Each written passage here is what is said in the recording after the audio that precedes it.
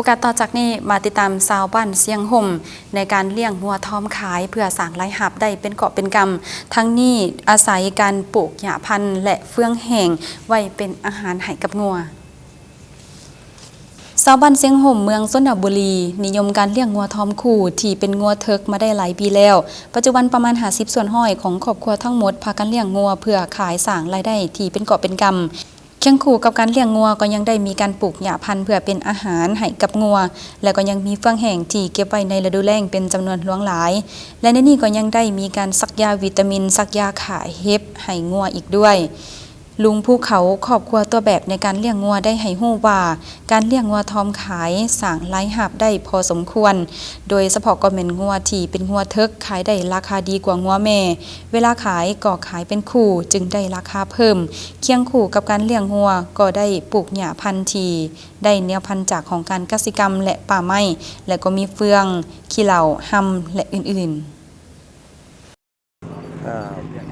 เวียกกาช่วยเวียกบ้านนั่นแหละได้ข่าวว่า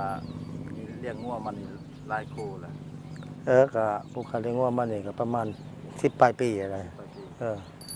เอางัวนี่แหละเป็นอาชีพต้นต่อของผู้ค้าเองนะพอเฉพาะผู้ค้าเองจักคู่เลยแต่10 ปีกว่าปีเพราะว่าเลี้ยงปีหนึ่งมันละ2-3 คู่เพราะต้องผู้ค้าเลี้ยงนะผู้นั้นจะขายเขาไปเลือกเอ้าผู้ใดมันพอพันธุ์ดีมันงามเป็นตะเหลี่ยงแล้วก็ซื้อ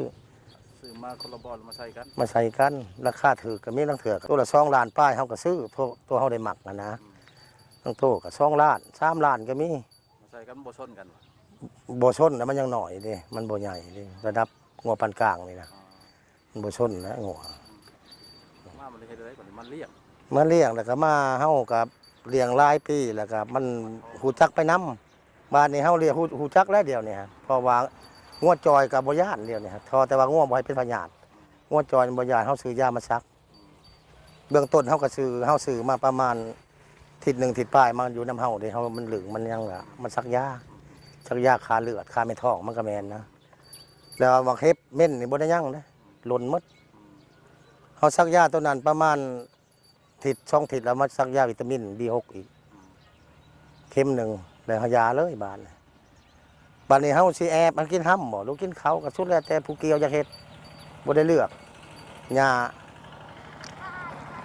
มันเลี้ยงหลายมากกับหลายปีมาเลยทั้งพวกเมืองพวกกสิกรรมเมืองเขานี้เอาพันธุ์หญ้ามาให้มาหวานตะบิดก็มาหวานนะเอาในมันแล้วมาหวานได้แนวมันแหละก็มาปลูกคือปลูกมันนี่นะแล้วก็ปลูกอยู่น้องบัวบานหน่อยตอนนั้นปลูกเป็นไหลแล้วก็แจกสมาชิกอย่างนี้ในกลุ่มชาวนาแล้วไปจะได้ไปเอามาปลูกเป็นป่าเป็นสวนบ่ได้ยากได้ปลูกหญ้านี่นะมันแตงเอาตำคอมาโหลดใช้แต่หญ้านั่นบ่หรือว่าแนวอื่นน้ำมันเลี้ยงมันอาศัยแต่หญ้าหั่นแหละกับเพื่องนี่เพื่องแห้งนั่นนี่แหละ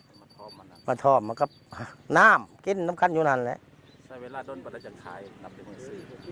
อซื้อก็ยิ่งตามงัวใหญ่งัวหน่อยคำว่างัวก้างเฮาก็ซื้อนี่ประมาณ8 เดือน9 เดือนเฮาก็ได้ขายคำนัวหน่อยก็ห่วยระดับ2 ปีปลายอยู่แล้วได้เฉลี่ยแล้วได้เฮือนเฉพาะผู้ค้าในครอบครัวนี่ห้อยได้เฉลี่ยแล้วปีหนึ่ง10 กว่าล้านได้